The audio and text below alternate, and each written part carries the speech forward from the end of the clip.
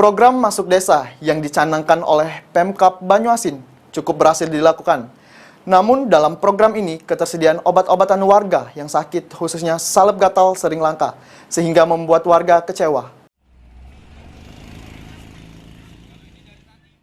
Kualitas air bersih yang kurang baik di daerah pendesaan Kabupaten Banyuasin membuat banyak masyarakat Desa Muara Sugihan, Kecamatan Tanjung Lago sering alami gatal-gatal. Namun, kondisi ini ternyata kurang direspon. Karena setiap program dokter masuk desa ketersediaan obat khususnya salep gatal sering kosong hingga membuat warga kecewa. Sehingga kondisi ini membuat warga desa meminta kepada wakil rakyat untuk menyampaikan dalam sidang paripurna, serta juga mendorong pemerintah meningkatkan pelayanan kesehatan dari Dinas Kesehatan Banyuasin, khususnya puskesmas kepada masyarakat desa. Ngapa Bu, obat di puskesmas atau di mana Bu? Nggak, kalau berobat gratis di tempat kami, bukan di puskesmas. Kan di mana berobat gratis tuh? Sering di sini 1 bulan sekali ya. Diadakan oleh Dinas Kesehatan dari puskesmas.